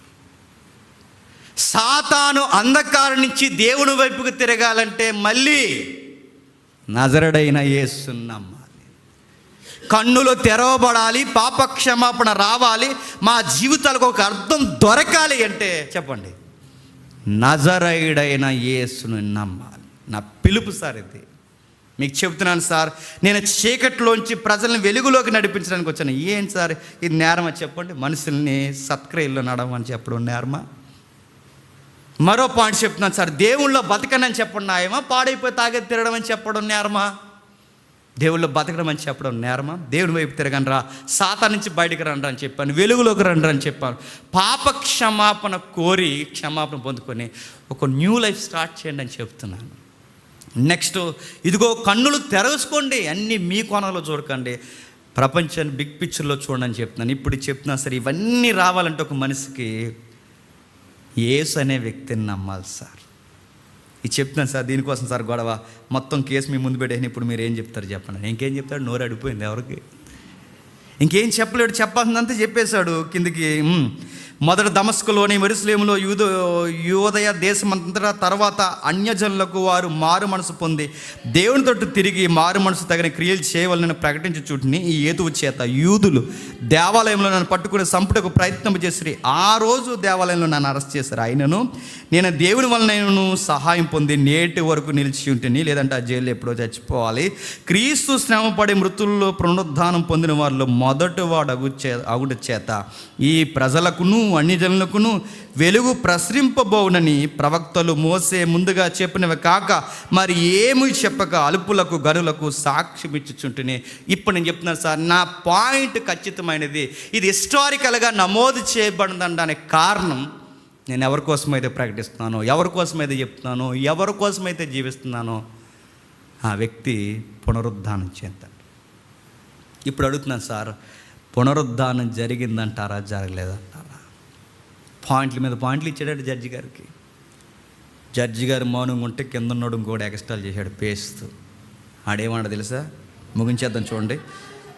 పౌలు గారు ఈ కేసు అంతా ఎలాగ సమాధానం చెప్తుండగా పేస్తూ, సౌలు నువ్వు ఎర్రువాడివి, అతి విద్య వల్ల నీకు ఎర్రు పట్టిందని గొప్ప శబ్దంతో చెప్పిన. అందుకు పౌలు ఇట్లా మహాఘనత వహించిన పేస్తూ, నేను ఎర్రువాడిని కాను కానీ సత్యమును స్వస్థబుద్ధి గల మాటలే చెప్తాను. తెలియకుండానే గౌరవిస్తూ అంటించాల్సింది అంటించేసాడు. చూడండి ఇప్పుడు మాట, ఎర్రోడివి, పుస్తకాలు బాగా చదివేది పిచ్చెక్కిపోయి కొంచెం సైకలాజికల్గా డిస్టర్బెన్స్ జరిగిపోయి మాట్లాడుతున్నావు నువ్వు అన్నాడు.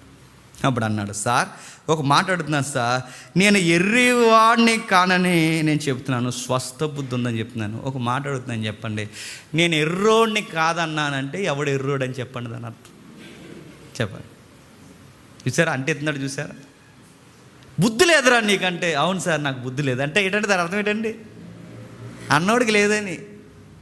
పౌలు గారు ఎంత బాగా అంటున్నారు, సార్ మిమ్మల్ని ఆనర్ చేస్తున్నాను మిమ్మల్ని, నేనేమన్నో, నాకు అతి వద్య వలన ఎర్రే పడితే సార్ నాకు లాజిక్స్ ఎలా చెప్పగలను సార్, స్వస్థ బుద్ధి ఇంకా నాకు మైండ్ ఎలా ఉంటుంది సార్, పాయింట్ బై పాయింట్ నా బాల్యం నుంచి గతాన్ని నేను చెప్తున్నానంటే నా మైండ్ డిస్టర్బెన్స్ అయితే నా బాల్యం నేను ఎలా చెప్పగలను సార్? నా బుద్ధి బాగానే ఉంది కనుక సార్, మెంటల్ కండిషన్ బాగానే ఉందిగా. జడ్జి దగ్గర మెంటల్ కండిషన్ బాగుందా లేదు కూడా ముందు అది చెక్ చేస్తారు, గుర్తుపెట్టుకోవాలి. నా మెంటల్ కండిషన్ కూడా బాగుంది సార్, అంత బాగుంది, మీరు నన్ను ఇబ్బంది పెడుతున్నారు, అయినా మీకు అర్థం అవ్వాలండి మా గొడవలు అన్నాడు. ఈ గొడవలు అర్థం అవ్వాలంటే పాయింట్ తెలియాలి సార్. ఏంటో ఆ పాయింట్ అంటే, మా వివాదాలంటే ఏంటో తెలియాలి, మా ఆచారాలంటే ఏంటో తెలియాలి, అసలు మాకు ఎందుకు గొడవలు అవుతుందో తెలియాలి. మీకు తెల్ల కనుక వాయిదాలు వేసేస్తారు, మీరు తేల్చలేదు, నీకు తెలియదు కానీ చెప్పండి. జడ్జి గారికి తెలుసా అని అన్నాడు. ఈయన కాదంటూనే ఆయన పొగుడుతున్నాడు చూడండి ఎవరిని.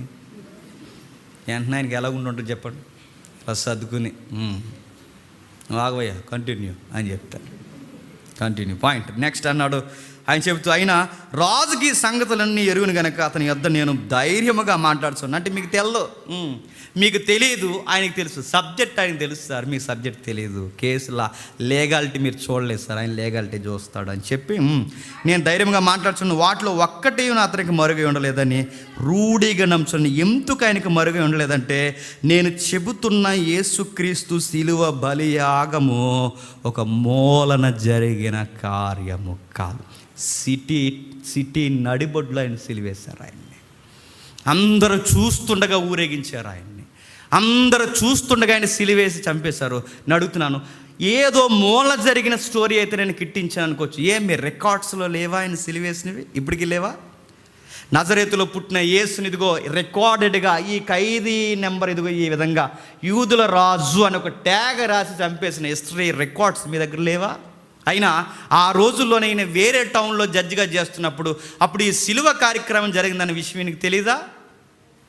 నేను చెప్పేది అబద్ధమైతే హిస్టరీలో నమోదవుతుంది కదా సార్. మూలన జరిగిన కార్యక్రమం కాదు కదా ఇది, మూలన జరిగిన కార్యక్రమం కాదు కనుక నేను చెప్పే వాస్తవాలు గనక సిటీలో జరిగింది కనుక కేసు సార్కి బాగా తెలుసు. వెంటనే ఒక మాట అన్నాడు కిందకి, తమ్ముడు వాడికి బైబిల్ తీసి ఆ వచనం చదువు, వాడికి బైబిల్ తీసి ఆ నెక్స్ట్ వచనం చదువమ్మ. అగ్రిప్ప రాజా, తాము ప్రవక్తలని నమ్ముచున్నారని ఎరుగుదును. అందుకు అగ్రిప్ప, ఇంత సులభముగా నన్ను క్రైస్తవుని చేజూచున్నావే. ఆగుదామండి. అక్కడ ఒక మాట అంటున్నాడు చూడండి, మీరు ప్రవక్తలను నమ్ముచున్నారా అన్నాడు. ఏమన్నాడండి? మీరు ప్రవక్తలను నమ్ముతా లేదంటే ఏమంటారు చెప్పండి? యూదులు అంటే ఈ పరిసయ్యులు సర్దుకెళ్ళి కలిసి, సార్ మీరు కేసు వరకు చూడండి, మా ప్రవక్తలను అఘోరపరిచారు, మా మనోభావాలు దెబ్బతింటాయి, మీ కేసు దేవద్దు, ఇంకో మా వండులేండి అంటారు. ఎవరు? మీకు అర్థమైందా? వాళ్ళ ప్రవక్తల్ని డౌన్ చేసి మాట్లాడారు అనుకోండి, ముందు ఇలా ఫీల్ అయిపోతారు. ఎవరు? ఇప్పుడు ప్రవక్తల్ని మేము నమ్మము, మోసే ఎవడో, బాప్టిజం ఇచ్చి యోహాను ఎవడో అని అన్నాడు అనుకోండి, ఎంత పెద్ద అధికారి అయినా వీళ్ళు తిరగబడిపోతారు. ఎవరు? ఇప్పుడు నమ్మట్లేదంటే ప్రవక్తలను అవమానపరిచినట్టు, నమ్ముతున్నామంటే ఆ ప్రవక్తలు చెప్పిన ఆయన కోసమే చెప్తున్నాను, బాప్టిజం తీసుకోండి అంటాడు ఈ మనిషి. ఎవరు? రెండు ప్రాబ్లమే. ఆ టైంలో ఒక మాట అంటే ఇప్పుడు చదువు వాడికి భయం. అందుకు అగ్రప్ప, నేను క్రైస్తవుడిగా అయినందుకు ఈ కొద్ది కాలంలోనే నాకు నచ్చ చెబుతున్నావు. కొద్ది కాలంలో సులభంగా అన్న పదం ఇక్కడ రాశారు. వాడుకలు ఏమని చెప్పినా కొద్ది కాలంలో. అరే ఇంత షార్ట్ టైంలో నాకు బాప్టిజం ఇచ్చేయాలనుకుంటున్నారా అన్నాడు.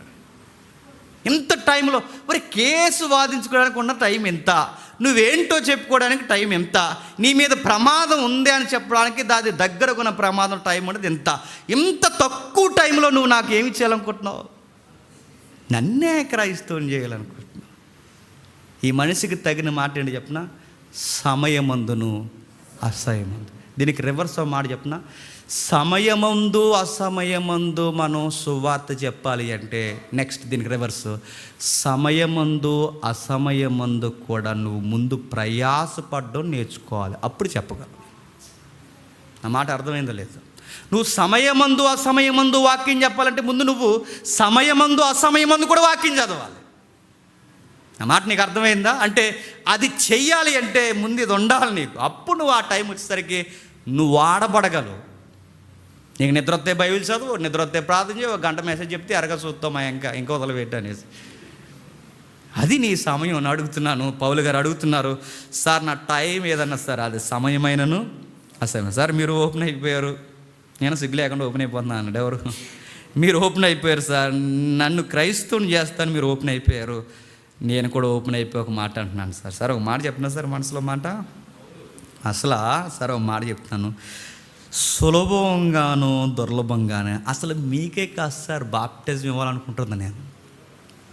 నా ఫీలింగ్ ఏంటి చెప్పండి సార్, ఈడికి ఈడికి ఈడికి ఈడికి ఈడికి ఇంకో మాట చెప్పండి సార్, వీటికి ఏటికి నా సైన్ ఏవైతే నాకు వేసిన ఈ సంఖ్యలు ఉన్నావో ఈ సంఖ్యలకు కూడా బాప్టిజం ఇచ్చేద్దామన్న ఫీలింగ్తో ఉన్నాను సార్. కాకపోతే వీటికి జీవం లేదని వదిలేసాను సార్ అన్నాడు. గుర్తుపెట్టుకో, వీటికి జీవం లేదని వదిలేస్తారు. అయినా నాకు మాట్లాడుతున్నాను, ఈ సంఖ్యలు తప్ప, ఈ బంధకాలు తప్ప అందరూ నా వల్లే క్రైస్తవులు అవ్వాలని కోరుకున్నది. వీటిని వదిలేసాను సార్, ఫోన్లే అని ఈ మాట్లాడవు కనుక, లేదా వీళ్ళు కూడా బాప్టిజం ఇచ్చేద్దాం సార్. ఆయన కమిట్మెంట్ చూసారా సార్? ఈయన పాయింట్ అడి చెప్పినా అసలు జడ్జి గారికి బాప్టిజం ఇచ్చేస్తే ఎలా ఉంటుందని ఫీల్ అవుతున్నాడు చూడండి. అది ఇప్పుడు చెప్తున్నాను. కేసు ఏంటో చెప్పేశాడు, నెక్స్ట్ తానేంటో చెప్పేశాడు, నెక్స్ట్ తన యేసుక్రీస్తుని ఎందుకు నమ్ముతున్నాడు చెప్పాడు. మొత్తం చెప్పిన తర్వాత ఆయన ముగిస్తూ ఒక మాట అన్నాడు. ఏమని తెలుసా? సార్ ఇది చెప్పండి, ఈసారి మీకు ఎలా ఉంటాలో ఏమంటే ఈ కేసు తేల్చలేకపోయాడు, దీన్ని వాయిదా వేస్తున్నాం అన్నాడు. ఎందుకంటే ఆయనకే బాప్టిజం ఇచ్చేసేలా అన్నాడు. ఇప్పుడు దీన్ని సుప్రీం జడ్జికి పంపిస్తున్నాం, పై ప్రదేశాలకి కేసుని పంపించండి. వీడు మామూలు వాడు కాదు. నేను ముగించేస్తున్నాను. సువార్త చెప్పాలన్న ఆశ మనకు ఉండాలి కదండి. నేను ముగించేస్తున్నానండి. సమయమందు అసమయమందు వ్యక్తులు ఎవరైనా వాళ్ళకి సువార్త చెప్పాలన్న ఆశ మనకుంటే ఖచ్చితంగా మన సువార్త చెప్పగలం.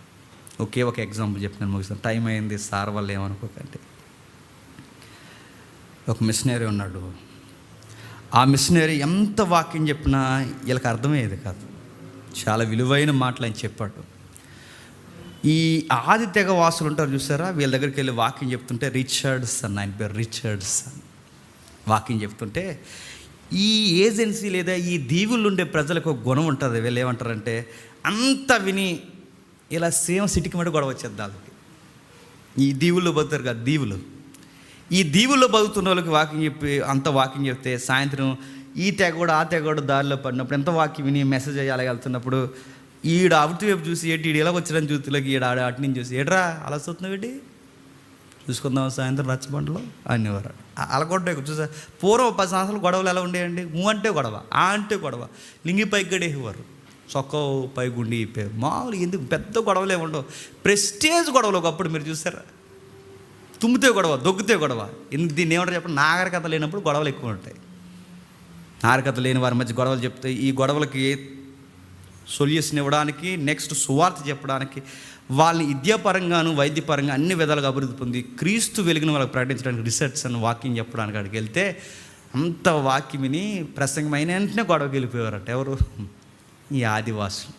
ప్రసంగం అయిన వెంటనే గొడవకి వెళ్ళిపోయారు. ప్రతిసారి గొడవకి వెళ్ళిపోతే ఆయన ఫీల్ అయిపోయాడు. 7 సంవత్సరాల నుంచి చెప్తున్నారా మీకు వాక్యం, గొడవకి వెళ్ళని అంటారు, ఆయన వెంటనే గొడవకి వెళ్ళిపోతారు. ఇంకెప్పుడు ఇలా ఉండమంటారు, వెంటనే గొడవకి వెళ్ళిపోతారు. ప్రతిసారి మీతో నేను పడలేకపోతున్నాను. మీలాంటి వాక్యం చెప్పే కన్నా ఈ చెట్లకు పుట్లకు వాక్యం చెప్పుకుంటూ పోయారు.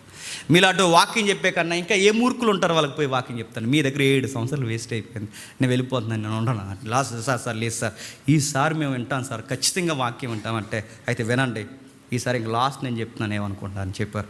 ఆ రోజు సువార్త చెప్పాడు. ఇస్కరియోతు యోధ అనేవాడు యేసుప్రభువుని అప్పగించేశాడు. ద్రోహి, మనం అలా ఉండకూడదంటే మొత్తం మెసేజ్ ఇలా అన్నారట.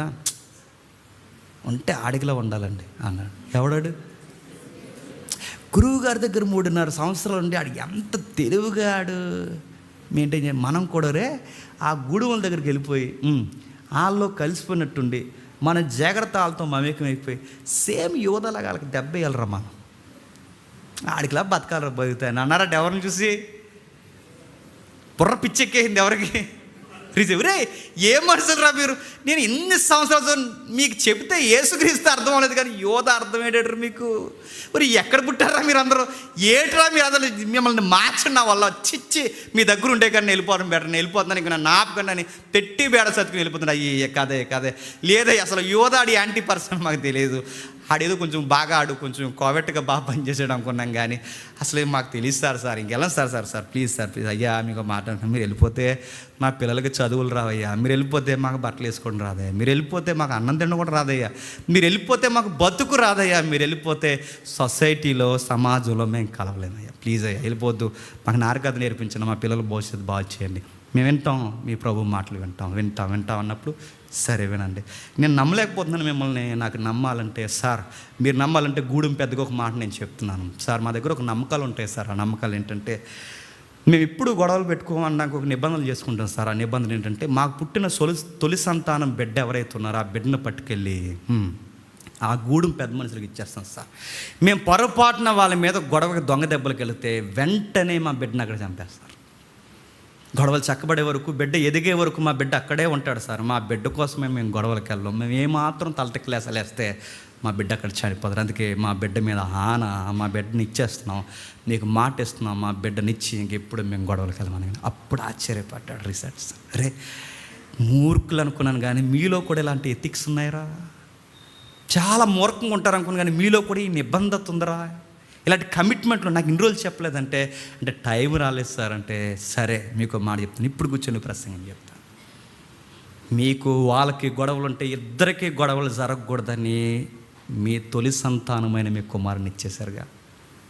ఈ పాయింట్ మీకు అర్థమైతే మనకి దేవునికి గొడవలు ఉన్నాయిరా, పాపం అనే వైరం ఉందిరా. మనల్ని ఆయనతో సమాధానపరచుకోవడానికి తన జ్యేష్ఠ కుమారుణ్ణి మన కొరకు బలిగా ఇచ్చేశాడు. ఇదే రా సువార్త. ఏడ్చారు గూడెం వాళ్ళందరూ. ఇదే రా సువార్త. నేను 7 సంవత్సరాలు నేను చెబుతున్నది ఇదేరా. మీ కొడుకుని అక్కడ వదిలేస్తే వాళ్ళు ఏమనరు, కానీ ఆ కొడుకుని మనకిస్తే మనం ఏం చేసాం చెప్పిన? చంపేశారు అన్యాయంగా. మన కొరకు చనిపోయి అప్పుడు ఏడ్చారండి అందరూ. అయ్యా ఇది చెబుతున్నామని మాకు ఇన్ని సంవత్సరాలు అర్థం లేదు, ఈ రోజు నుంచి మేము గొడవలేకపోమని మారిపోయారు. నేను ఎందుకు చెప్తున్నాను చెప్పిన? మనకు సువార్త చెప్పాలన్న ఆశ మనకుంటే ఏ పరిస్థితినైనా వాక్యానికి అనుకూలంగా చెప్పండి, తిప్పి వాక్యం చెప్పగలం. పౌలు కోట్ని సువార్తం చేశాడు. రిసెప్షన్ వాళ్ళ నాగరికతలో ఉదాహరణ ఎత్తి వాళ్ళకి సువార్త చెప్పాడు. నేను ముగించేసి ముందు అడుగుతున్నాను, నువ్వు ఉద్యోగస్తుడు అయితే, సంసారం అయితే, పనోడు అయితే, ఎక్కడైనా ఏదో ఒక బిజినెస్ చేస్తున్నవారు అయితే, బిజినెస్లే చేసుకుంటూ ఉండిపోయి, ఉద్యోగాలే చేసుకుంటూ ఉండిపోయి, సంసారమే చేసుకుంటూ ఉండిపోయి, పనుల్లోనే చేసుకుంటూ ఉండిపోతున్నావా? ఈ అసమయమందు కూడా సమయం దొరికేలా క్రియేట్ చేసుకుని వచ్చిన వాళ్ళకి వాక్యం చెప్పాలనుకుంటున్నావు. గుర్తుపెట్టు. ఉద్యోగం అయిపోయింది, నొప్పి లేకుండా వచ్చేయాలి, పని అయిపోయింది, నొప్పి లేకుండా వచ్చేయాలనుకుంటున్నావు. ఈరోజు ఒక్కరికైనా సువార్త చెప్పాలన్న పాయింట్ నీ మదిలో ఏ రోజన్నా మెదిలిందని అడుగుతున్నా. కూలి పని చేసుకున్నా నీ తోటి కూలోడికి ఎప్పుడు టైం దొరుకుతుంది ఏదో ఒకటి ఉపయోగించుకుని నీకు వాక్యం చెప్పాలని ఎప్పుడన్నా నీకు అనిపించిందా? అనిపించదు నీకు. ఉద్యోగం చేస్తున్నా, ఉద్యోగం ఇన్ని సంవత్సరాల నుంచి కలిసి ఉద్యోగం చేస్తున్నా, వీడికి ఎట్లయినా వాక్యం చెప్పాలని అనిపించిందా? అనిపించదు మనకు. ఒకవేళ సువార్త చెప్పమంటే ఇలా చెప్తాం. ఏం చెప్తాం? ఒకసారి చెప్పాను కదా మీకు. ఏం చెప్తాం అంటే యేసు ప్రభువుని నమ్ముకో అంటాము. అలాగే చెప్పిందంట పెద్దమ్మ, నమ్ముకో బాబు బాబు ఆటో డ్రైవర్ యేసు ప్రభుని నమ్ముకో, 20 రూపాయలు తీసుకుని యేసు ప్రభుని నమ్ముకో అంటే ఆటో నమ్ముకో అంటే అన్నాడు. నమ్ముకో అంటే నమ్ముకో అని నమ్ముకో అన్నాడు. అదే వచ్చి మనకి నమ్ముకో అంటే అలా అడగకూడదు, నమ్ముకో యేసు ప్రభుని నమ్ముకో అంటే. అప్పుడు ఆడన్నాడట, నమ్ముతున్నాను, అందరి దేవుడిని నమ్ముతాను, మీ దేవుని కూడా నమ్ముతాడు. అలా కాదు, నమ్ముకో నమ్ముకో అన్నాడు. మన సువార్త చెప్పడం రాదు అని అడుగుతున్నాం, మన సువార్త చెప్పడం రాదు.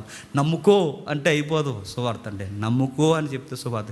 ఇందా చెప్పారు చూసారా, ఒకప్పుడు సువార్త ఎడ్యుకేషన్ ఉంది, ఒకప్పుడు సువార్త వైద్యం ఉంది, ఒకప్పుడు సువార్త నెక్స్ట్ జనరేషన్కి భవిష్యత్తు ఇచ్చారు, ఒకప్పుడు సువార్తను కలిపి నాగరికత నేర్పించారు. ఇప్పుడు సువార్త నమ్ముకో అన్నట్టు అయిపోయింది.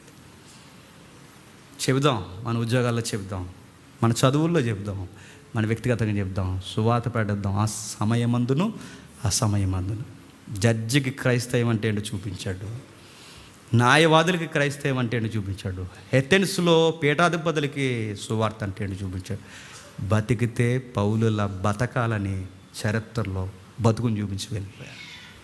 ఆ విధంగా జీవిద్దాం. అలాగే కళ్ళు మూసుకోండి, ప్రభురాత్రి భోజనం జరిగించుకుందాం.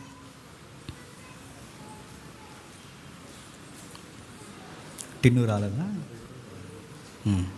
ఎవరైతే ప్రతి వారం ఇన్వాల్వ్ అవుతున్న హెల్డర్స్ ఉన్నారో వాళ్ళందరూ వచ్చి ప్రభురాత్రి భోజనం జరిగించాల్సిందిగా కోరుచున్నాను. మనకు టైం లేదు కనుక అన్ని త్వరగా నేను లేపేస్తాను. కొరింథీయులకు రాసిన మొదటి పత్రిక 11వ అధ్యాయం, కొరింథీయులకు రాసిన మొదటి పత్రిక 11వ అధ్యాయం 23వ వచనం. ఈ చట్టబద్ధమైన నిబంధన ఒకసారి మనం చదువుకుందాం. నేను మీకు అప్పగించిన దాన్ని ప్రభు వాళ్ళని పొందుతుని, ప్రభు అయిన యేసు తను అప్పగింపబడిన రాత్రి ఒక రొట్టెని ఎత్తుకుని కృతజ్ఞతాస్తుతులు చెల్లించి దాన్ని విరిచి, ఇది మీ కొరకైన నా శరీరము, నన్ను జ్ఞాపకం చేసుకున్నట్టకే దీన్ని చేయడని చెప్పాను. ఆ ప్రకారమే భోజనమైన పిమ్మట ఆయన పాత్ర ఎత్తుకొని, ఈ పాత్ర నా రక్తం వల్ల అయిన కృత నిబంధన, మీరు దీనిలోని త్రాగినప్పుడల్లా నన్ను జ్ఞాపకం చేసుకుంటకే దీన్ని చేయడని చెప్పాను. మీరు ఈ రొట్టెను తిని ఈ పాత్రలోని త్రాగినప్పుడల్లా ప్రభు వచ్చే వరకు ఆయన మరణమును ప్రశ్నించెదరు. కాబట్టి ఎవడు అయోగ్యముగా ప్రభు యొక్క రొట్టెను తిన్నో లేక ఆయన పాత్రలోని త్రాగునో వాడు ప్రభు యొక్క శరీరమును గూర్చియు రక్తమును గూర్చియు అపరాధియగును. కాబట్టి ప్రతి మనుషుడు తాను పరీక్షించుకుని వాళ్ళను అలాగే చేసి ఆ రొట్టెను తిని ఆ పాత్రలోనిది త్రాగవలను. అలాగే అందరూ రొట్టెని చేతితో పట్టుకొని, మోకాలు వేయగలిగిన వారు మోకాలు వేయండి, నిలబడాలనుకున్న వారు నిలబడండి. ప్రభురాత్రి భోజనంలో మీరు ఏకీవిస్తూ కళ్ళు మూసుకుని ఒకసారి నేను చెబుతున్న మాటలతో మీరు కూడా ఏకీవించి ప్రార్థించండి. ప్రార్థన. పరలోకమందున మా తండ్రి, సమయమందు అసమయమందు తండ్రి వాక్యాన్ని చెప్పాలి. ప్రతి క్రైస్తవుని గురుతర బాధ్యత తండ్రి. ఇది మర్చిపోయాం, గాలిపొదలేసాం తండ్రి. అందలాలు కట్టుకోవడం నేర్చుకున్నాం, పోగేసుకోవడం నేర్చుకున్నాం తండ్రి, ఫ్లైట్లలో తిరగడం నేర్చుకున్నాం, కాస్ట్లీ కార్లలో తిరగడం నేర్చుకున్నాం తండ్రి, లగ్జరీ డ్రెస్సెస్ మెయింటైన్ చేయడం నేర్చుకున్నాం దేవా. కానీ మేము ఏ ఎత్తి నిలబడినా, ఏ వ్యక్తి ముందు మేము నిలబడినా సువార్త చెప్పాలన్న తండ్రి గమ్యం మర్చిపోయాం తండ్రి. తండ్రి మీ విలువైన మాటలు తండ్రి బాలురమైన మాకు అనుగ్రహించినందుకు మీ స్తుతులు స్తోత్రము దేవా. మా ముందు మాట్లాడిన తండ్రి ఆ యొక్క జడ్జి గారిని బట్టి మీకు స్తుతులు స్తోత్రములు తండ్రి. ఒక పక్క దేశ గౌరవపదమైన ఉన్నతమైన స్థితిలో ఆయన ఉన్న ఆయనకి క్రైస్తవ్యం పట్ల ఆయనకున్న భారాన్ని బట్టి మీకు స్తుతులు తండ్రి. అయ్యో ఒకప్పుడు ఉన్నట్టు క్రైస్తవ్యం లేదే అని ఆయన మాటల్లో ఆవేదన ఉంది తండ్రి. న్యాయవాదిగా ఆయన చూడాల్సిన కోణాన్ని చూడగలుగుతున్నాడు తండ్రి. మేమెందుకు చూడలేకపోతున్నాము, మేమెందుకు అర్థం చేసుకోలేకపోతున్నాము, మేమెందుకు తండ్రి ఈ భారాన్ని మేము ఎత్తుకోలేకపోతున్నాము. మా కొరకు శరీరాన్ని అలకొట్టి రక్తాన్ని కార్చి దాన్ని జ్ఞాపకం చేసుకుని ఆయన వచ్చేంత వరకు ప్రచారం చేయాలి అని తండ్రి. ఎందుకు తండ్రి ఈ ఆచారాన్ని ఆచారంగానే వదిలేస్తండి, ఆత్మీయంగా భౌతికంగా మేము ఎందుకు సువార్త జరిగించాలన్న బాధ్యత మేము తీసుకోలేకపోతాం. తెలివైన వారిని అయిపోయామన్న ఫీలింగ్లో మేము ఉన్నామేమో తండ్రి. సువార్త మాకు తెలిసిపోయిందన్న తండ్రి నిమ్మలమైన తండ్రి మనసుతో మేము జీవించేస్తున్నామేమో తండ్రి. మా బద్ధకాన్ని తీసివేయండి తండ్రి. వాక్యం చెప్పాలన్న ఆశను మాకు రేపండి. బతికేది చిన్న జీవితం తండ్రి. ఈ చిన్న జీవితంలో దేని కొరకో మేము ఉరుకులు పరుగులతో తీయక తండ్రి సువార్త సువార్త సువార్త సువార్త అని మా ఉద్యోగాల్లో, మా పనుల్లో, మా చదువుల్లో తండ్రి, మా వ్యక్తిగత సంసార జీవితంలో ప్రతి దాంట్లో తండ్రి మేము ముందుకు వెళ్ళడానికి సహాయం అనుగ్రహించండి. ఎవరైతే తండ్రి రొట్టెని తీసుకున్నారో తండ్రి ఒకేసారి మేమందరం రొట్టెను పుచ్చుకొని చుండగా ఆయన శరీరాన్ని ఏక మనసుతో ఏక ఆత్మతో తండ్రి ఒకే పాత్రలో విరిచి ఒకే రొట్టెను తండ్రి మేము చీల్చి భుజిస్తుండగా మా శరీరాలను కూడా సువార్త నిమిత్తం తండ్రి అరగగొట్టేలా తండ్రి ఆత్మను మాకు అనుగ్రహిస్తారని కోరుతూ క్రీస్తు నామమున ప్రార్థన సమర్పిస్తున్నాం తండ్రి.